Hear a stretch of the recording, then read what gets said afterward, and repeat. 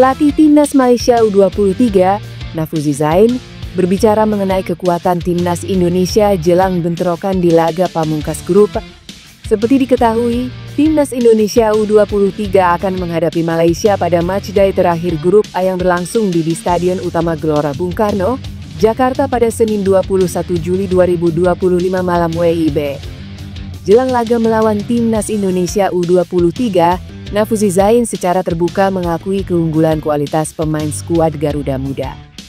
Hal tersebut disampaikan sang pelatih dalam konferensi pers usai kemenangan Malaysia atas Brunei Darussalam pada Jumat 18 Juli 2025 kemarin.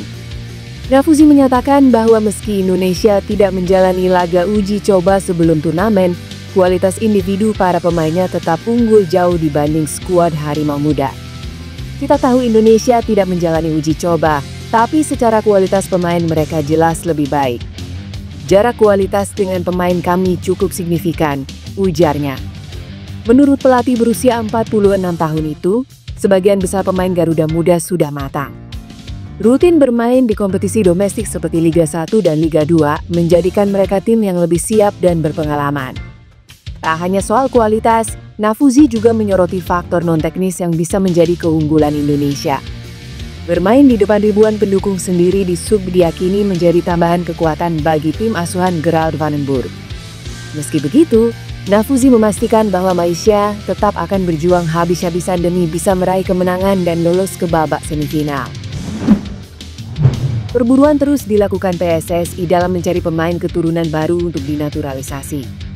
Terbaru dilaporkan ada 2 pemain yang sudah alias sepakat dengan Ketua Umum PSSI Erick Thohir, di mana keduanya berposisi pemain depan. PSSI saat ini tengah memproses pemain keturunan untuk dinaturalisasi. Salah satunya adalah Mauro Zylstra yang diproyeksi untuk Timnas Indonesia U23. Namun, meski prosesnya belum tuntas, PSSI kini tengah mencoba melakukan penambahan naturalisasi lagi. Hal itu dikatakan oleh Erick Thohir selaku Ketua Umum PSSI, kami sedang mendorong beberapa tambahan. Ada 2 pemain tambahan yang kami sedang seriusin. Dan, sepertinya tadi malam, dua-duanya komit untuk bergabung, kata Erick. Ketika ditanya kisi-kisi pemain yang dimaksud, Erick enggan membahasnya lagi. Dia masih merahasiakan terkait 2 sosok yang diburu untuk memperkuat Timnas Indonesia. Ia hanya membocorkan satu ciwe, yakni berposisi depan alias penyerang. Langkah ini bisa dibilang jadi upaya PSSI untuk segera mencari pengganti oleh Romeng. Kebetulan, penyerang Oxford United FC itu tengah mengalami cedera parah akibat berlaga di Piala Presiden 2025 dan diprediksi absen saat putaran keempat kualifikasi Piala Dunia 2026 zona Asia. Pelatih Timnas U23 Indonesia Gerald van den Burg memperingatkan anak asuhnya jelang menghadapi Malaysia. Timnas U23 Indonesia akan menghadapi Malaysia pada laga penentuan grup ASEAN Cup U23 2025 Senin. Timnas Indonesia saat ini berada di puncak klasemen sementara grup A dengan 6 poin usai mengalahkan Brunei Darussalam dan Filipina pada turnamen yang juga dikenal dengan Piala AFF U23 itu. Sementara itu, Malaysia menduduki peringkat kedua dengan 3 poin. Hasil imbang sudah cukup bagi Timnas Indonesia untuk melaju sebagai juara grup ke babak semifinal. Gerald van den Burg pun menyentil pemainnya, meski ia juga memuji performa yang ditunjukkan saat menang atas Brunei dan Filipina. Pertandingan kemarin adalah performa hebat, namun sekarang waktunya mengalihkan fokus ke tantangan berikutnya. Kata van den Burg, kedua kemenangan itu menjadi tak berguna jika Timnas Indonesia sampai kalah dari Malaysia, 2 gol atau lebih. Oleh sebab itu, pada kesempatan terpisah van den Burg menegaskan kemenangan atas Malaysia sebagai keharusan. Pelatih Timnas Indonesia U23, Gerald van den Burg, menegaskan bahwa fokus timnya saat ini tertuju penuh pada laga krusial menghadapi Malaysia dalam pertandingan terakhir grup A Piala AFF U23 2025. Laga ini akan digelar di Stadion Utama Gelora Bung Karno, Jakarta pada Senin, 21 Juli 2025 pukul 20.00 WIB. Pertandingan ini bukan hanya penentu siapa yang melaju ke semifinal, tetapi juga dua prestise antara dua rival klasik Asia Tenggara. Setelah mengamankan kemenangan tipis 1-0 atas Filipina lewat gol bunuh diri Jaime Rosquillo, Indonesia kokoh di puncak klasemen dengan 6 poin dari 2 laga.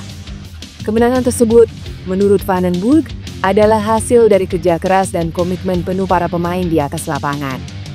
Semua pemain bermain dengan sangat luar biasa pada hari ini. Mereka mengerjakan apa yang harus dikerjakan. Saya pikir kami sudah melakukan pekerjaan yang sangat baik hari ini, ucap Van den Burg. Pelatih asal Belanda itu juga menilai para pemainnya tampil penuh percaya diri dan menunjukkan kualitas permainan yang makin berkembang di setiap laga. Meskipun sudah berada di posisi aman menuju semifinal, Van den Burg menegaskan timnya tak akan mengundurkan fokus saat meladeni Harimau Malaya. Ia tak ingin anak asuhnya terbebani memikirkan semifinal sebelum memastikan hasil positif atas Malaysia. Indonesia akan menghadapi Malaysia terlebih dahulu. Jadi saya tidak memikirkan pertandingan setelah itu, karena laga melawan Malaysia adalah pertandingan yang penting. Jadi fokus kami sekarang hanya ke Malaysia, tegas Van den Burg. Langkah besar kembali diambil SEA dalam membangun kekuatan jangka panjang tim nasional Indonesia. Kali ini, federasi resmi mengajukan proses naturalisasi untuk Mauro Zijlstra, penyerang muda potensial yang bermain di klub Eredivisie Belanda, FC Volendam. Pemuda berusia 20 tahun itu siap memperkuat timnas U23 maupun tim senior Merah Putih dalam waktu dekat. Zijlstra bukan nama sembarangan. Ia mencetak 17 gol dan 4 assist dalam 21 laga untuk tim muda FC Volendam musim lalu dan telah dipromosikan ke tim utama. Zijlstra juga sudah mencatatkan menit bermain di kompetisi kasta tertinggi Belanda dan Piala Belanda. Lahir dan besar di Belanda, Mauro memiliki darah Indonesia dari neneknya yang berasal dari Bandung, menjadikannya eligible untuk membela skuad Garuda. Ketua Umum SEA Erick Thohir mengonfirmasi bahwa dokumen naturalisasi Zijlstra telah diajukan secara resmi ke Kemenpora dan kini tengah berproses menuju Kementerian Hukum sebelum dilanjutkan ke DPR RI dan Presiden RI. Erick juga menegaskan naturalisasi Mauro bukan solusi instan, tetapi bagian dari strategi besar timnas Indonesia menuju putaran keempat kualifikasi Piala Dunia 2026 yang akan dimulai Oktober mendatang. Kehadiran Zijlstra diyakini mampu memberi opsi tambahan di lini depan timnas, terlebih bila cedera menghantam pemain inti. Dengan gaya main modern dan naluri gol tinggi, Zijlstra bisa menjadi solusi di tengah terbatasnya stok striker lokal berkualitas. Selain Mauro, SEA juga memproses naturalisasi 3 pemain keturunan untuk timnas putri.